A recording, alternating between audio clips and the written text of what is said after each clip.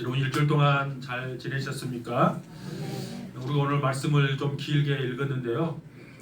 사도행전을 지금 1장부터 계속 보고 있습니다. 이 좀 긴 말씀을 읽은 이유가 10장의 말씀과 계속 연결이 되어 있기 때문에 제가 계속 길게 읽었습니다. 베드로가 이방인을 대표한 고넬료에게 복음을 전했습니다. 그리고 이어서 이제 세례를 베푼 후에 성령이 임한 것을 우리가 보았어요. 이방인에게 성령이 임한 것은 초대교회에 아주 중요한 의미를 가지고 있습니다.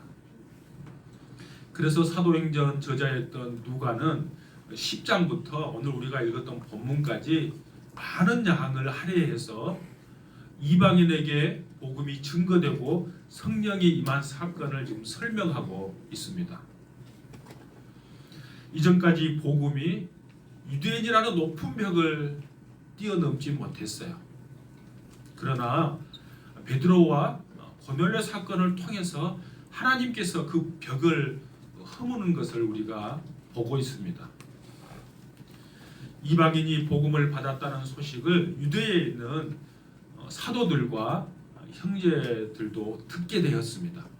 오늘 그 말씀이 1절이었죠. 여러분 1절을 다시 한번 보십시오. 유대에 있는 사도들과 형제들이 이방인들도 하나님의 말씀을 받았다 함을 들었더니 그랬어요. 여러분 부활하신 예수님께서 승천하시기 전에 마지막으로 제자들에게 명령하신 것이 무엇입니까? 마태복음 28장 19절에 보면 이렇게 기록되어 있어요. 너희는 가서 모든 민족을 제자로 삼아 그랬어요. 그러니까 유대인이 아니에요. 모든 민족을 제자로 삼는 것. 모든 민족을 제자로 삼아 아버지와 아들과 성령의 이름으로 세례를 베풀라. 그것이 예수님께서 승천하기 전에 제자들에게 주신 말씀이에요. 주님께서 그토록 원하셨던 이방 선교의 문을 이제 베드로가 활짝 연 것입니다. 그렇다면 초대교회의 본거지였던 예루살렘에서는 베드로를 여러분 칭찬하고 격려하고 환영하는 것이 마땅하지 않겠어요? 우리도 가끔 우리나라에 보면 나라를 위해서 큰 일을 행하고 오면 여러분 환영식을 하잖아요. 그런 것처럼 주님께서 명령하신 그 놀라운 일을 행하고 돌아왔던 베드로를 환영하고 축복해야 마땅할 텐데 사실 그 반대의 모습을 보이고 있어요. 베드로가 예루살렘에 올라갔을 때 할례 받은 사람들이 베드로를 비난합니다. 오늘 그 말씀이 2절 3절입니다. 2절 3절은 같이 한번 읽을까요? 시작.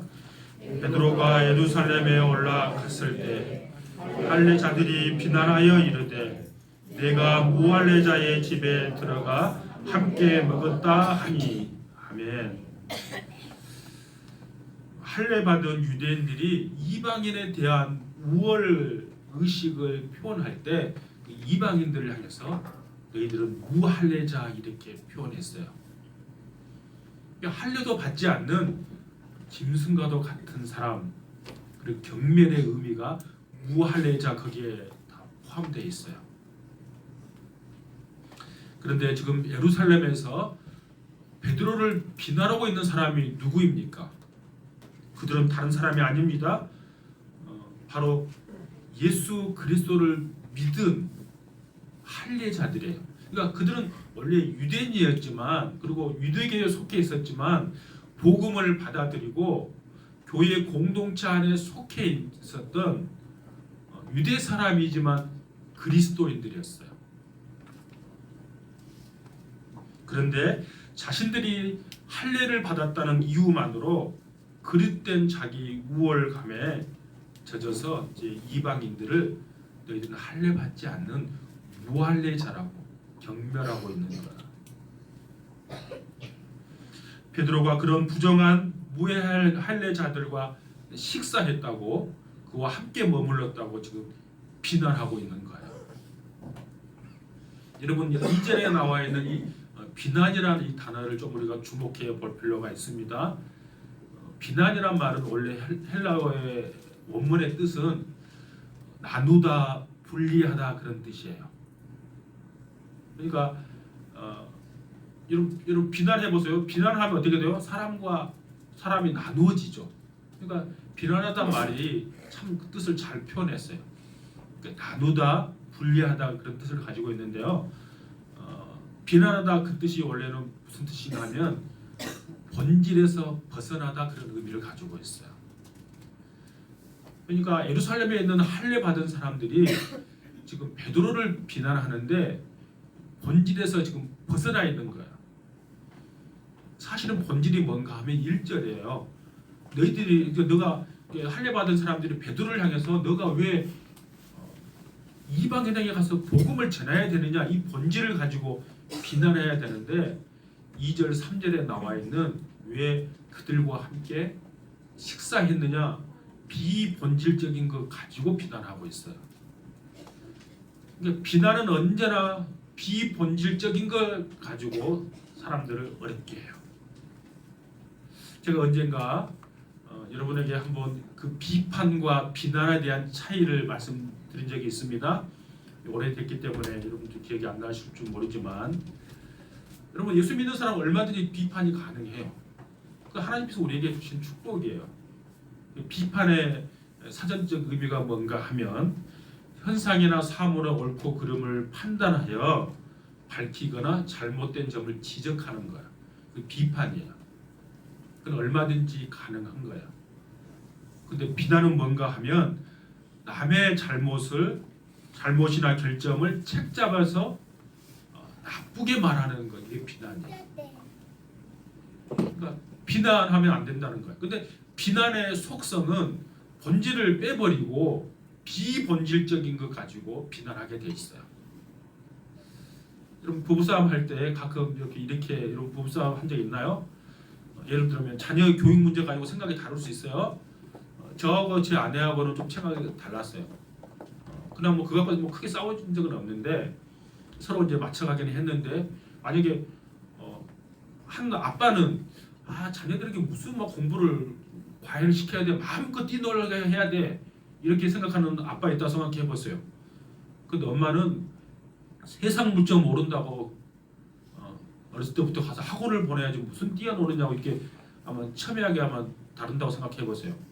그럼 두 사람이 싸울 때 두 사람 다 맞는 말이잖아요. 다 틀린 게 아니에요. 근데 그게 싸움이 격해져서 비난으로 가면 어떻게 되는가 하면 너 처갓집 보니까 너희 다 그러더라고. 이렇게 이제 그렇게 못 배워서 이게 된다고. 이게 본질 그 자녀에 대한 교육을 어떻게 시키는가 다 빼버리고 이제 처갓집 이야기, 너네 집안 이야기 갖고 비본질적인 갖고 싸우게 되는 거야. 여러분 가정 상담 학자들은 부부가 서로 싸울 때 그들이 말하는 것을 다 적습니다. 그리고 보통 TV 보셨죠? TV에서 그런 프로그램 가끔 있잖아요. 저는 이제 그쪽 훈련을 받아 나와서 그 보면 그냥 귀에 쏙쏙 들어와요.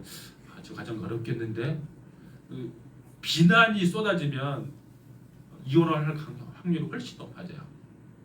어떠한 경우라도 우리는 가정에서뿐만 아니라 교회 공동체 안에서 비판은 가능하지만 여러분 비난하지 않기를 원합니다. 비난은 둘을 나누게 돼요. 공동체가 하나 되지 못하게 하는 거예요. 가정에서 둘을 나눠버려요. 부부가 서로 나눠지고 자녀끼리도 자녀와 부모 사이도 나눠져요. 여러분 부모들이 자녀들을 비판해야 되는데 비난할 가능성이 높아져요. 자녀들이 상처받아요.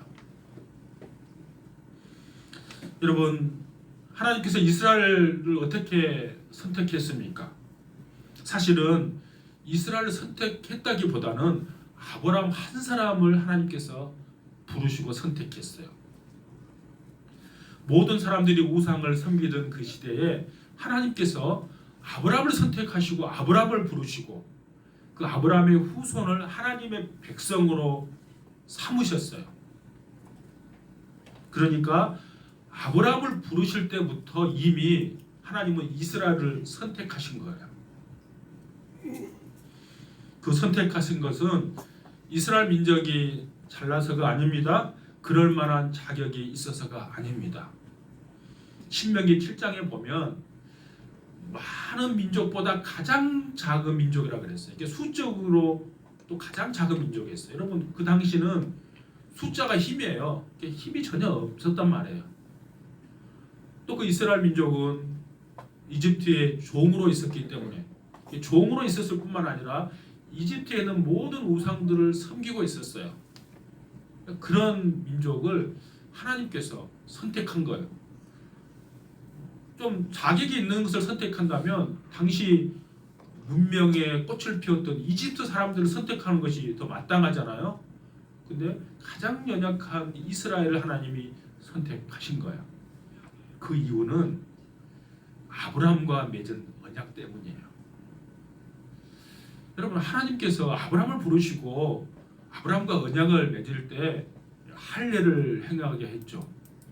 근데 그 할례는 내가 어떤 특권을 누리는 것이 아니고 내가 할례를 했기 때문에 내가 내 우월감을 표시하거나 자신의 의를 드러날 목적으로 할례를 행한 것이 아니에요. 자격이 없지만 내가 너를 불러서 하나님의 백성으로 내가 삼아 주셨다는 그 표시로 할례를 한 것뿐이에요. 그렇기 때문에 이스라엘 백성들은 그 하나님 앞에 순종하고 겸손하고 결단한 모습으로 나아가야 하는데 유대인들은 그 할례 받은 것이 자신의 의가 된 거예요. 본문에 나오는 할례자들도 예수님을 믿고 크리스천이 되었다고 하면서도 그 할례 그 자체가 자신의 의로 삼는 자기의 도취에 빠져 있는 것입니다. 예수님을 믿고 구원받았는데 그 구원이 마치 자신들이 무슨 자격이 있어서 즉 유대인이기 때문에 구원받은 것처럼 그들은 착각한 것입니다. 그 결과 예수 그리스도를 믿는다면서도 주님께서 구원하시기를 원하는 그 이방인들을 무할례자라고 그들은 지금 경멸하고 있는 거예요. 특별히 지금 주님께서 베드로를 사용했어요. 베드로를 통해서 이방인 그 고넬로 가정 그리고 그의 온 집안 식구들에게 공개적으로 복음을 전하게 했고 세례를 받게 해서 그들에게 다 성령을 받게 해서 그들이 하나님의 백성으로 이끌어갔던 그 중요한 일을 했던 그 베드로도 베드로를 지금 그들이 비난하고 있는 거야. 그릇된 우울감으로 베드로와 자신들을 분리해서 자신들이 훨씬 더 낫다라고 그들은 착각에 빠진 것이죠. 여러분 이들이 왜 이처럼 어처구니 없는 실수를 저지르고 말았습니까? 그것은 하나님으로부터 구원의 은혜를 선물로 거저 받았음에도 불구하고 단지 자기들이 할례를 받았다는 이유만으로 구원받은 자격이 있기 때문에 구원받은 것처럼 착각했기 때문에 그런 거예요. 입으로는 예수님을 믿고서 구원받았다고 하나님의 자녀가 되었다고 말했지만 또 실제로 그렇게 믿고 살았지만 그렇게 된 것은 자신들이 유대인이기 때문에 할례를 받았기 때문에 자격이 있기 때문에 그렇게 구원받았다고 생각하고 이방인들은 자격이 없기 때문에 구원받을 수 없다고 그들은 생각한 것입니다. 여러분 여기에서 성경이 우리에게 주시고자 하는 여러분 교훈이 무엇일까요? 우리에게 주신 메시지가 있어요. 결국 땅끝까지 이르러 복음의 증인이 되어야 할 우리 교회가 어쩌면 복음의 장애물이 되지 않을까라는 것을 우리에게 지금 말씀하는 거예요. 복음의 방해꾼은 이방인들이 아니에요. 교회 공동체에 속해 있는 저와 여러분이 복음의 여러분 장애물이 될 수 있다는 사실을 이 말씀에서 우리는 깊이 새겨야 합니다. 여러분 땅끝까지 가서 복음을 전하라고 할 때 여러분 예루살렘과 사마리아의 온 땅끝까지 복음을 전하는 땅끝이 어디예요? 그 당시 1세기 예수님 당시에 땅끝이 이제 예루살렘을 벗어나는 것이 땅끝이었다면 21세기의 땅끝이 여러분 어디일까요? 지금 온 지구촌에 다 복음 안 들어간 데 없어요. 다 들어갔어요. 21세의 땅끝은 예수님을 받아들이지 못한, 그러니까 복음에 대해서 벽을 치고 있는 그 사람이 땅끝이에요. 그 땅끝은 그래서 내 아내가 될 수 있고 내 남편이 될 수 있어요. 근데 그 복음이 들어가는데 결정적인 역할을 해야 할 내가 방해꾼이 될 수 있다는 사실을 기억하라는 거야. 어쩌면 방해꾼이 되는가 하면 오늘 유대인처럼 내가 우월감에 젖어 있으면 안 돼요. 내가 믿지 않는 아내와 남편을 바라볼 때 너는 나와 다른 존재야. 나는 거룩한 하나님의 백성이야. 너는 나보다 좀 부족해. 이 우월감에 사로잡혀서 나 아내를 설득하고 남편을 설득해 보세요. 절대 복음 받아들이지 않습니다. 안타까운 마음이 있어야 되는 것이죠. 그 우월감으로 아무리 복음을 전해도 받아들이지 않습니다. 그럼 제가 회사 다닐 때 신입사원 때 아마 1년째 2년째 됐을 거예요. 가장 제가 막내였어요. 연말에 되면 연말 회식을 하잖아요. 우리 이제 교대장 제일 높으니까 교대장님 모시고 이제 운전 주임 다들 다 이제 해가지고 1차 식사를 하고 그때는 다 2차를 갔어요. 그때가 한 89년, 제가 89년에 입사하니까 89년, 90년 되니까 한 오래되었죠. 한 35년 된 것 같아요. 근데 35년 전에 여러분 기억을 다듬어 보세요. 2차 어디로 갔나요? 그 요즘 뭐 클럽으로 가고 뭐 노래방으로 갔을 때 그 노래방은 그때 없었어요. 그 불이 반짝반짝한데 그 뭐야 아무튼 그 나이트클럽, 나이트클럽을 갔어요. 나이트클럽 간 저는 그때는 이제 예수 믿었지만 제일 막내고 그러니까 이제 그때 제가 24살 뭐 25살 이때인데 가서 그 테이블을 쫙 지금 생생해요. 맥주병이 쫙 있고 테이블이 일렬로 이제 쫙 앉도록 예약해가지고 이제 교대장님 차례 이제 중심에 앉고 쫙 앉았어요. 저는 막내니까 심부름 하려고 잘 앉지도 못하고 이제 어정쩡하게 서 있었어요. 근데 저와 저 주위에 있는 한 반 정도 사람이 제가 이야기 들었을 것 같아요. 교대장님 그때 안수 집사님이었고 그 부인은 요새 모교회 큰 교회 권사님이셨어요. 그 권사님이 이제 뭐 들리게 하지는 않았을 것 같아요. 거기다가 굉장히 불편한 모습을 하고 앉아 있다가 한 5분도 안 돼서 자리를 팍팍 차고 일어나면서 아기 같은 새끼들 그러면서 이렇게 나가버리는 거예요. 그래서 제가 다 이게 내가 마귀 새끼인가? 제가 그 생각이 들고 한편으로 나는 예수 믿는 게 좀 이해가 되지만 아니 예수님 안 믿는 사람들이 이 말을 들으면 어떨까? 이런 생각이 들었어요. 여러분 그 말을 하고 내가 마귀 새끼다고 그 말을 듣는 예수 믿는 사람들이 복음을 받아들일 수 있을까요? 엄청난 큰 상처였을 것 같아요. 저도 그로부터 한 몇 년 후에 저도 이제 은혜 받고 2차는 안 갔어요. 2차 안 갈 때 제가 한 거 있어요. 같은 조원들하고 선배들이나 후배들한테 내가 함께 참여해서 정말 미안하다고 함께 해 가야 되는데 나는 거기에 가지 못하니까 좋은 시간 가지라고 그렇게 보내고 가야 그게 정상이지 않을까요? 그러니까 내가 가지고 있는 너와 나는 달라 나는 우월한 사람이야 라고 아무리 거룩한 척 해도 그게 복음의 방해꾼밖에 되지 않는다는 거예요. 우리 교회 예를 제가 들어보겠습니다. 작년입니다. 우리 지호가 아주 연예인같이 미남으로 생겼어요. 정영식 잘 보면 그냥 오실 것 같아. 내가 봐도 이렇게 오진데 얼마나 오실까요? 작년에 아주 특별한 염색을 하고 왔어요. 회사에 올 때. 이거 보셨죠? 저는 여러분은 어떤 생각이 드셨는가요? 그때 볼 때. 저는 너무 그냥 예뻐 보이고 듬직하게 보였어요. 왜냐하면 제가 지호가 초등학교 1학년 때인가 아무튼 그때부터 제가 제 차로 같은 아파트 살았으니까 같이 왔다 갔다 하면 그거 처가는 과정을 제가 쭉 봤잖아요. 근데 그 중학교 1학년 때인가 1학년 때 그렇게 머리를 염색한다는 것은 다 컸다는 이야기예요. 무슨 말인가 하면 내가 부모님으로부터 인격적으로 내가 지금 분리되고 있는 과정이에요. 여러분 중1, 중2 때 여러분들이 왜 자녀들이 반항한 줄 아세요? 그 반항하지 않으면 부모님으로부터 인격적으로 분리가 안 되는 거기 때문에 그러는 거예요. 분리하는 과정이에요. 부모님들은 그 자녀들의 심리를 잘 알아야지 시도할 수 있어요. 제가 왜 문을 쾅 닫고 가서 문을 꽉 잠그는지 단순히 싫어서가 아니라 그 하나의 분리의 과정이에요. 그러면 그걸 잘 보듬어주고 안아주면 돼요. 제가 그 지호를 보면 나는 너무 대견했거든요. 아, 지호가 많이 컸네. 이제 꼬망꼬망하다가 이제 이렇게 컸네. 근데 제가 한편 걱정이 됐어요.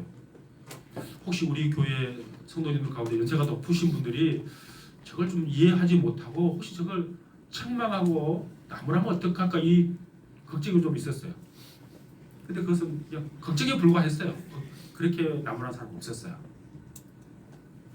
여러분 머리에 멋있는 색깔 물을 드리고 예배당에 와서 예배드리는 게 나아요? 아니면 밖으로 가는 게 좋아요? 오는 게 좋은 거잖아요. 오는 게 좋은 거예요. 여러분 저도 머리 살짝 물들였어요. 저 이 색깔 물들은 건 괜찮고 조금 더 진한 거 드는 건 뭐가 나쁜가요? 물들이는 건 똑같은 거예요. 그러니까 만약에 예배를 드리는데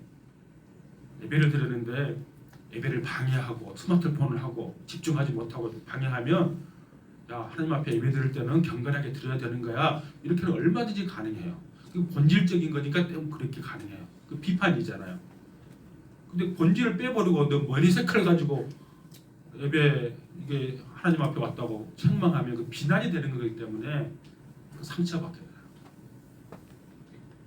그러니까 복음이 전하는 데 있어서 사실은 밖에 있는 사람보다 우리가 복음의 걸림돌이 될 수 있다는 사실을 여러분 기억하고 지혜롭게 잘 정말 본질이 무엇이고 하나님 기뻐하는 것이 무엇인지를 잘 생각해서 말 한마디 하는 것도 조심스럽게 하는 거예요. 그게 예수 믿는 사람의 태도인 것이죠. 이제 베드로는 이런 비난을 받고 나서 이것이 어떻게 된 일인지 차례대로 설명을 합니다. 그 말씀이 4절입니다. 여러분 4절을 보십시오. 베드로가 그들에게 이 일을 차례로 설명하여 그랬습니다. 사실 여러분 베드로가 얼마나 수고를 많이 했습니까? 베드로는 가기 싫어했어요. 근데 주님께서 계속해서 뭐라 넣으니까 그냥 하지 못해서 순종했어요. 그래도 같은 처지에 있는 그리스도인들로부터 비난의 대상에 대했으니 얼마나 곤욕스러워했을까요? 베드로는 우리가 잘 아는 것처럼 불같은 성격을 가진 사람이에요. 대제사장의 명령을 따라서 여러분 무리들이 겟세마네 동산에 있던 예수님을 잡으러 왔을 때 한번 생각해 보세요. 베드로가 제일 앞장서서 제일 앞에 튀어나온 듯 말고의 길을 베어버렸어요. 불같은 성격을 가지고 있는 베드로였잖아요. 그럼 베드로가 부당하게 내가 비난하니까 베드로가 원래 성격 같으면 어떻게 했어요? 야 너네들은 좋은 예루살렘에서 가만히 있고 나는 가서 지금 주님을 위해서 헌신하고 충성하고 왔는데 나를 그렇게 비난하냐고 아마 그들을 야단치는 거 아마 그것이 베드로의 본 모습이었지 않을까 저는 생각해봐요. 또 베드로는 당시 초대교회 가장 높은 위치에 있는 리더였어요. 그러니까 평소 성격으로 보면 지금 베드로의 모습이 아닌 거예요. 근데 본문에 보니까 우리가 5절부터 17절까지 오는 제가 길게 읽은 이유가 있어요. 베드로가 어떻게 설명하는 거를 여러분에게 보라고 지금 읽은 거예요. 원래 베드로의 본래 성격이면 이렇게 설명할 수가 없어요. 근데 자신이 환상을 본 것부터 해서 왜 가이사라에 가고 고넬료 집에 가서 내가 왜 복음을 전했는지 왜 그와 함께 머물고 식사를 했는지 그리고 그에게 어떤 일이 일어났는지 여러분 15절을 한번 보세요. 15절에 보면 이렇게 기록되어 있어요. 내가 말을 시작할 때 성령이 그들에게 임하시기를 처음 우리에게 하신 것과 같이 하는지라. 그러니까 우리에게 성령이 임했던 것처럼 이방인에게도 동일하게 성령이 임했다는 것을 자세히 설명하는 거야. 세례 요한은 그 다음 절에 보면 뭐예요? 세례 요한은 물론 세례를 받지만 너희들은 앞으로 성령으로 세례를 베풀 것이다라는 말씀이 생각난 거예요. 그렇게 했다는 것을 자세히 설명을 합니다.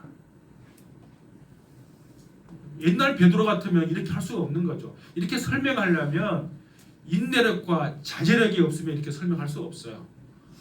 말고의 길을 잘라버렸던 베드로의 옛날 성격 같으면 이렇게 할 수 없는 거죠. 근데 이렇게 자세히 설명할 수 있었던 것이 무엇이었을까? 그것은 부활하신 예수 그리스도를 만나고 성령으로 충만하게 되면 이게 가능해요. 우리도 마찬가지예요. 여러분, 우리가 어떻게 우리 성품이 달라질 수 있을까요? 부활하신 주님을 인격적으로 만나야 합니다. 그리고 내 안에 계신 성령님을 인정하고 그 성령님의 인도하심을 받아야 돼요. 여러분, 베드로 성격 불같은 성격이잖아요. 그 불같은 성격이 주님을 만나게 되면 열정적인 성격으로 바뀝니다. 이 불같은 성격으로 그래도 남아있으면 안 돼요. 그냥 분노를 그냥 조금만 건드려도 분노가 확 폭발하는 성격으로 예수 믿는다고 하면서도 여전히 그 성격을 가지고 있으면 안 돼요. 부활하신 주님을 만나고 성령을 받은 사람은 여러분 성품은 바뀌지 않아도 여러분 불같은 성격은 열정적으로 바뀌고 온유한 사람으로 얼마든지 바뀔 수 있어요. 그거 바뀌지 않는 것에 대해 내가 안타까워해야 하는 거야. 우리 문정환 집사님이 앞에 계시지가 죄송한데 문정환 집사님 여러분 한번 보세요. 저는 본 지가 얼마 안 되기 때문에 2년밖에 안 되기 때문에 잘 몰라요. 지금 모습만 보여요. 지금 얼마나 인자합니까? 그리고 유머 감각이 저 연세에 유머 감각이 저렇게 뛰어난 분을 제가 본 적이 없어요. 그 굉장히 매력 있는 분이에요. 여러분 중년의 매력도 있고 노년의 매력도 있어요. 꼰대짓 안 해야 돼요. 그러니까 그 매력이 있어요. 근데 제가 알기로는 예수 믿기 전에는 아무도 그 근처에 가지 않으려고 그랬대요. 저 깜짝 놀랐어요. 그럴 때가 있었다고? 예수 믿으면 이렇게 180도 바뀌어야 되는 거야. 온유한 성품으로 좀 다가가도 부담 없는 성격으로 바뀔 수 있기를 원합니다. 저와 여러분도 베드로처럼 얼마든지 변화될 수 있어요. 이처럼 하나님이 보여주신 사실을 가지고 이제 확신을 갖게 되었다고 하는 베드로의 말을 듣고 예루살렘 교회는 결론을 내립니다. 그 결론이 오늘 18절이에요. 18절은 같이 읽겠습니다. 시작. 그들이 이 말을 듣고 잠잠하여 하나님께 영광을 돌려야 되되 그러나 하나님께서 이방인에게도 생명하는 물결을 주셨다 하니라. 아멘. 이 모든 베드로의 설명이 끝났을 때 베드로를 비난하는 사람들 가운데 입을 열어서 다시 베드로를 공격하는 사람은 없었어요. 오늘 본문에 보니까 다 잠잠했다 이렇게 말하고 있습니다. 자신들이 짐승처럼 취급하던 이방인들을 구원하기 위해 하나님께서 베드로를 통해서 행하신 그 놀라운 구원의 역사 앞에서 그 누군들 또다시 베드로를 비난할 수가 있었겠습니까? 그 대신 그들은 입을 열어서 이방인도 구원하신 하나님을 진심으로 찬양했어요. 그것은 하나님에 대한 찬양인 동시에 베드로를 향한 사과의 표시였어요. 이 예루살렘 교회 사람들은 참으로 훌륭한 사람들입니다. 왜냐하면 자신의 잘못을 인정할 수 있기 때문이에요.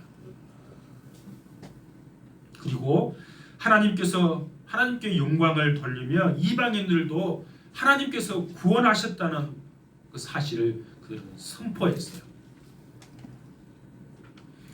여러분, 할례자들이 베드로를 비난하는 것 같이 우리가 받은 교훈이 뭔가 하면 우리도 여전히 할례 받은 자처럼 행동할 수 있다는 거예요. 첫 번째 우리가 받을 교훈입니다. 뭔가 하면 저 사람은 나하고 불편하니까 제외시켜버리고 나하고 마음 맞는 사람만 우리가 받아들인다면 할례자들이 베드로를 비난한 것과 별 차이 나지 않아요. 주님께서도 이렇게 말씀하셨죠. 너가 사랑할 수 있는 사람만 사랑한다면 그것이 어찌 사랑한다고 말할 수 있겠느냐. 원수까지도 용서하고 사랑하라고 말하는 거야. 그러니까 조금 나에게 좀 소위 말해서 코드가 맞지 않는 사람도 수용할 수 있고 받아들일 수 있는 그 넉넉한 마음이 우리에게 있어야 될 줄로 믿습니다.